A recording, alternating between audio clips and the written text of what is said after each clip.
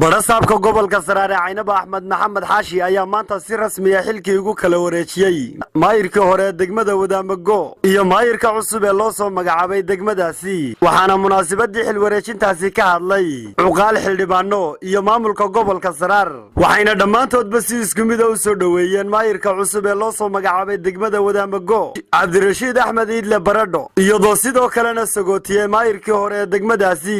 ilaahay uga rajaynayna in maayirka cusub noqdo kii aynu u baahnayn ee dhaqaajin lahaa degmada wadaamagoo harumar badanna soo hoyin lahaa insha Allah billahi kariim maayirka cusub sidii aynu soo dhaweynay inaynu gamciisa u noqono hareeraha isaga taagno ula shaqeyno anigoo ku hadlay afka dumarka wadaamagoo degmadan marka hore aad iyo aad baan u soo dhaweynaynaa maayirkan cusub waana ku faraxsanahay runtii iskana soo dhaweyn mayna dadka waxaanu doonaynaa runtii qof cid wax tarta degmada oo dhaqan wax weeye xilku waa meerto kursigana magac kuma qorna maalin walba gudoomiyaha qabsanaya loo soo magacaabaya shacabkana dareenkana waxa iska leh shacabka 30 sano ama dhowr iyo 30 sano wadanka warbajoog baan ka hadbadan ka joogay maanta waxaan observe u ahay oo ay maanta farxad ii tahay degmadaydii wadaamagoo anoo maanta jooga oo ku kala wareegayaan maayirkii hore iyo maayirka cusub kollay xafladan aynu joogno ee xilka lagula kala wareegayo gudoomiyihii hore ee degmada wadaamagoo iyo gudoomiyaha cusub ee degmada wadaamagoo kii horena waa sii dhaweynaynaa kana waa soo dhaweynaynaa kollay suulaha dowladnimo ayay ka mid tahay in waagii baryaba xilku isbedelo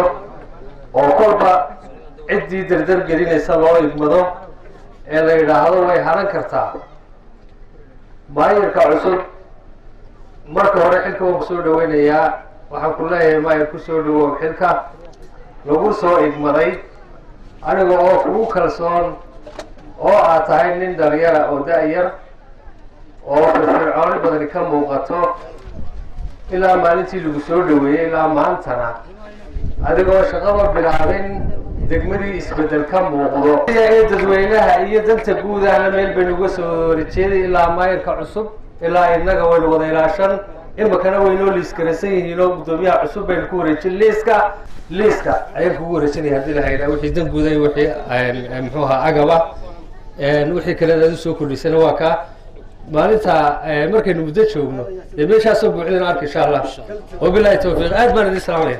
ugu dambeyn halkaasi waxaa ka hadlay maayirka cusub ee degmada wadaamagoo Cabdirashiid Axmed Iidle Baradho hadal badan uma bixin